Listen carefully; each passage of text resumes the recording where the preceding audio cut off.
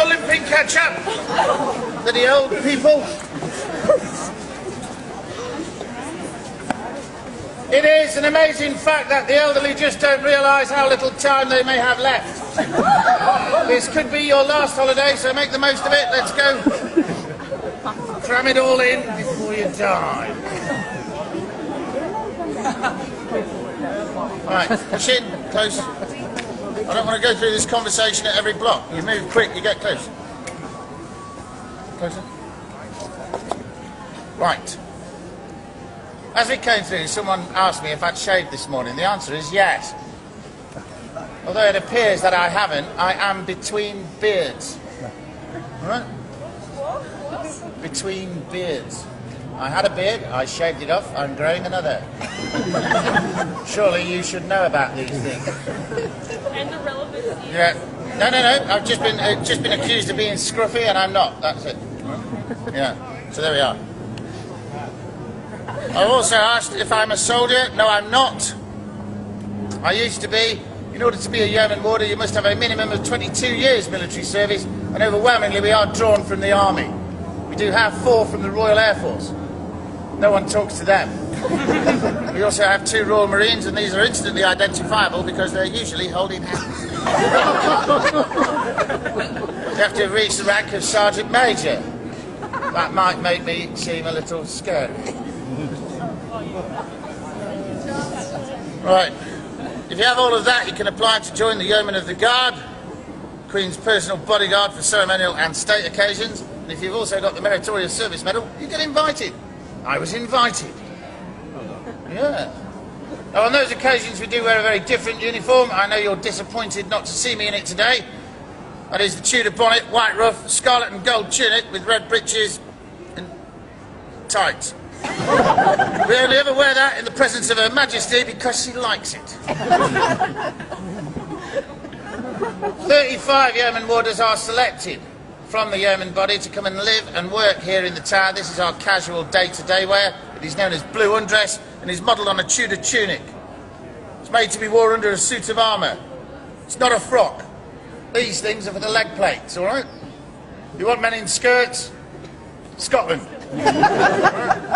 Although, you can get that kind of action in Soho.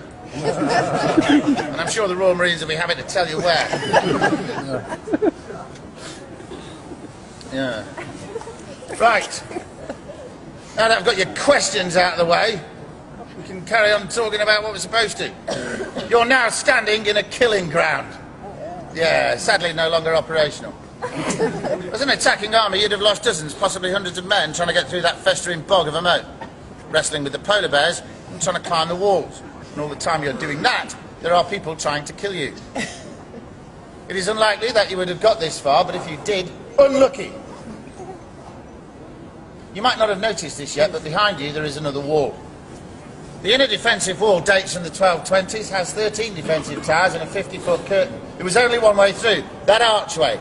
And as you can see, it is defended by a 2.5-ton oak and steel portcullis. And beyond it, those gates weigh a further 3 tons. 5.5 tons of oak and steel that you're going to hack through with your poxy little swords and axes, and that will take time.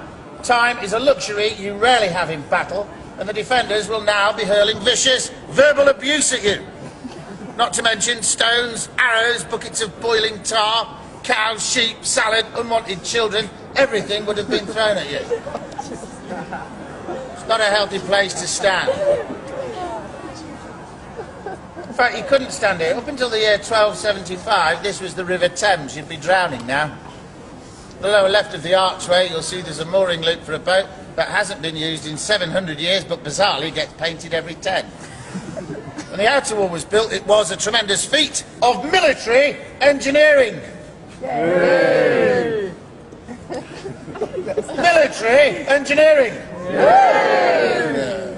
The river had to be pushed back. This roadway was raised about 6.5 metres, 20 feet to the height you're on today. This became the river entrance. Now this is the world infamous Traitor's Gate, which is not its original name. Originally, and obviously, it was known as the Watergate, for the simple reason that boats and barges would come in here and deliver stores and provisions. Because of that, it quickly became known as the Trader's Gate, like the tradesman's entrance, yeah? But in the 16th century, there was something of a human traffic, and that was largely one way. A lot of these people were prisoners, many accused of treason, and the watermen slid the name to Traitors' Gate. Now, I will point out that the tower was not built as a prison, it was built as a palace and fortress and designed to keep people out. It was used to keep people in, and we have some famous traitors come through here. You might well have heard of some of them: Queen Anne Boleyn, Henry VIII's second wife, Queen Catherine Howard, Henry VIII's fifth wife, and these are Tudors. Tudors bore me stiff. I don't like talking about them, but I've got to, so I'll talk about those two floozies later when I show you where they were killed and where they lie to this day. Mel Gibson. Mel Gibson should have been brought through these gates and given a really hefty slap. Ever since the colossally inaccurate comedy film Braveheart, not a day goes by without some demented Scot, and I'm not saying you're all demented, it's just the ones I meet, demanding to know, where did you keep William Wallace? He was my father. Check out my blue face. Family resemblance. And that's just the women. The men are much more vocal. It is true that in the winter of 1299, Sir William Wallace did pass through these gates, but you have already spent longer in the tower than Sir William Wallace ever did. Sir William Wallace was knighted by the Scottish court. And something you might not know about the English, but I can tell you with great authority as an Irishman, is that the English are a bunch of snobs. They don't recognise any court but their own. They didn't recognise Sir William Wallace's title. They classed him a commoner. Commoners weren't held here, and nor were they beheaded for treason. Sir William Wallace was immediately taken from here to Smithfield Market, about a mile and a half to the northwest, where in full public view he was hanged by the neck until really uncomfortable, actually. They only half hanged him. They hauled him up, let him swing, let him down, took the noose from around his neck and revived him. When he came round, he saw a knife, alarmingly, going into his chest, and it was pulled down in a line nipples to navel, so he was opened up. It wasn't a fatal wound, and it wasn't meant to be. William Wallace was entirely conscious when his executioner's filthy hands plunged inside and disemboweled him.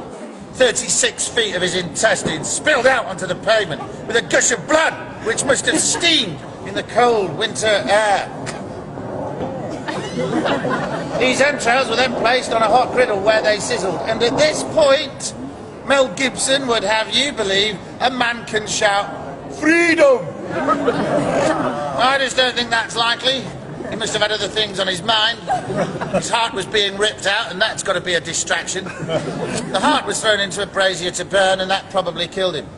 The head was taken off, that was left on London Bridge, the body was hacked into 4 pieces, and those quarters were then sent north to the border towns between England and Scotland, left on their gates to rot as a warning to the barbaric and troublesome Scots not to upset the clearly civilised, peace-loving and harmonious bloody English.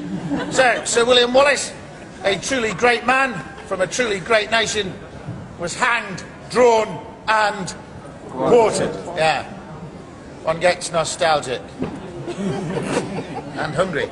On a happier note, behind you we have the Bloody Tower. Again, not its original name. Originally, this was known as the Garden Tower, and we've changed it for marketing purposes. In 1483, the Garden Tower was so comfortable, this was the home of the King of England, Edward V. You might not have heard of him, he was only 12. His younger brother, Richard, the Duke of York, was just 10, and they were here under the protection of their uncle, Richard, the Duke of Gloucester. And they needed protection, because there was a war on, the War of the Roses. Now, this sounds like fun, but they weren't fighting with flowers. It was a bloody civil war, and it straggled on for nearly 30 years. These boys were targets, and Gloucester knew it. He took his protection duties so seriously that he had Parliament declare his nephews bastards. They couldn't keep the crown, and he took it. He became King Richard III. He was now the target. His nephews continued to play safely in these grounds long after his coronation. All of that's fact, documented, and unargued. It is also a fact, possibly a sad one, that these lads disappeared. Nobody knows when, why or how, but Shakespeare tells us that one night in 1483 they fell asleep up there and never woke up. During the night they were smothered to death with their own pillows. Stabbed with a dagger, for good measure. Now I'd like you children, especially you young children, to think about that at bedtime. Your mummies and daddies are going to tell you that that was a long time ago, and that's true. They're going to tell you there are no more bad men. That's a lie. There are bad men. There are very, very bad men. They're not always out there, though. Sometimes they're under your bed, your wardrobe. They wait for you to go to sleep, and that's when they strike. Sweet dreams, kids.